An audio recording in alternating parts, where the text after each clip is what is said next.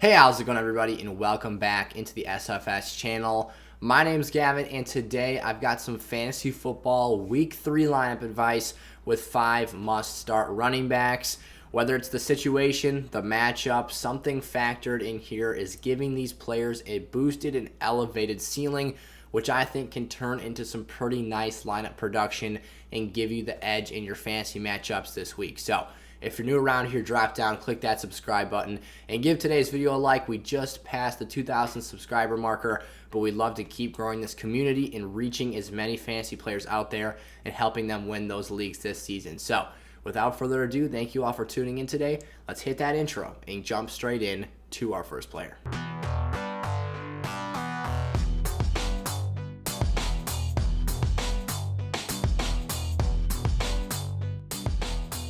Alrighty, as we hop into things here in today's video, if you're looking for some additional help and some extra in-depth information to help you get an extra edge for winning those leagues this year, drop down in the description of today's video and check out the link for SFS Gold, which is our exclusive membership package here on the SFS channel. For just over $1 a week, you can get my weekly positional rankings for quarterbacks, running backs, wide receivers, tight ends, and defenses, in addition to myself setting your lineup for you on a week-to-week basis. All you got to do is go join that community Discord channel, which is also linked in the description of today's video. But I'll only be setting those lineups for those of you that have purchased SFS Gold memberships. So, the first player on the list today, it seems kind of odd that I have to put Saquon Barkley in today's video, but that's the situation we find ourselves in here. Week 3 now, he's by far got his best matchup on the road playing the Falcons. Week 1 and 2 were a mess. They were brutal, but we expected that, knowing that there were reports that came out before the game that Saquon wasn't getting a full workload. He wasn't going to see a full 3-down back work set, and he wasn't going to be utilized to his maximum capabilities because this Giants coaching staff is doing things the right way. I'll give them credit here. They're easing him back into the game. They're not tossing him out there and asking him to carry the load and to be the dominant running back threat that we know he can be, but he's finally going to get that chance, I think, here this week against the Falcons. Now, we haven't heard word officially that they're going to unleash Saquon Barkley, but going back to the matchup here, Washington and Denver were hard matchups. Those are some of the best fronts in the National Football League. And in terms of what they did to this Giants offense as a whole, it put them in situations where running the football just wasn't a feasible option, and they had to look to that passing game. And I think that's something that's going to be very effective here in week 2. I've got Sterling Shepard on my must-start wide receivers video. That's out today and right now as well. So go check that episode out. But that's going to help Saquon Barkley. That's going to lighten up the box. The fact that the Falcons have a weaker secondary is going to help the Giants have a really balanced, really efficient offensive attack this week. And I think as long as Daniel Jones can protect the football and put this team in positions to win, Saquon's going to come out here, have his best game of the season. And for those of you who bought low on him right now in the trade market, it's going to pay off big time, and he's finally going to start producing numbers. Now, this is a continual process here. Saquon is a must-start for me this week, but I still don't think he's ready to have his peak performance here in week 3. That's going to be something that we're going to be growing on and expanding upon here for maybe the next month or so, but he will get there. We're trending in the right direction. Saquon Barkley, the first player on today's list. Javonte Williams. Now, why not Melvin Gordon here? You can certainly start Melvin this week. This is still a very even running back split right now, but the efficiency on the per-touch basis favored Javonte Williams last week, and each of the last 2 weeks, they've either been even in touches or Melvin Gordon has had one more total opportunity than Javonte to touch the football. Last week, it was 15 touches for Melvin to 14 for Javonte, but Javonte had twice as many yards rushing as Melvin Gordon on 13 carries for each of the two players. So it comes down to the efficiency and what these players are actually doing with the touches they're given. Now, in week 1, the roles were reversed, and neither player was very effective against a tough New York Giants defense. And then Melvin rattles off a 70-yard touchdown to end the game and clearly looks like on paper was the better back of the two in that performance. But here, I'm going to bet on Javonte. This is a good matchup for this backfield as a whole. So if you have either option, again, quality running back 2 or flex plays this week, maybe we'll see Javonte find the end zone for the first time against the Jets here. Probably the easiest matchup outside. I guess they did have Jacksonville last week, so that was a pretty advantageous opponent for them. But the Jets here this week, not Sam Darnold, Zach Wilson rather, has been struggling a lot throwing picks with that football team, had 4 of them against the Pats last week.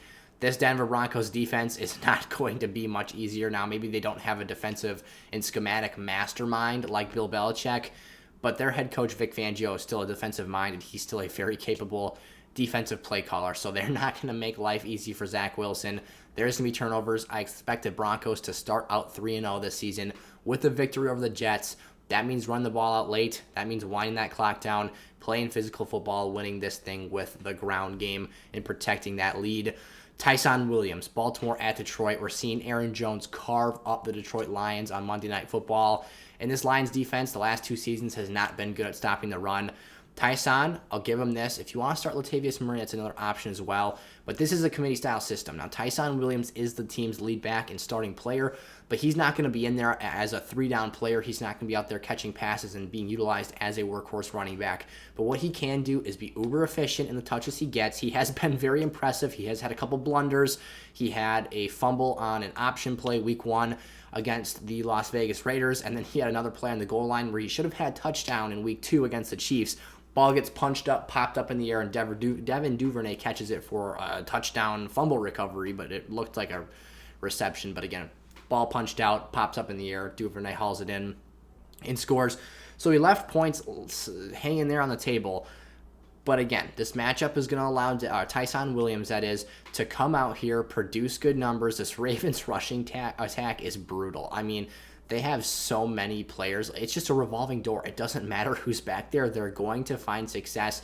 When Lamar Jackson pulls the defensive attention that he does just because of the magnitude of a running threat that he is, that leaves the lanes wide open for Tyson Williams to just get out there, read the blocks, and find the hole. He'll have a productive game. He should come out here for the 3rd week in a row, have a very good opposing defensive matchup, and produce some nice numbers here in week 3.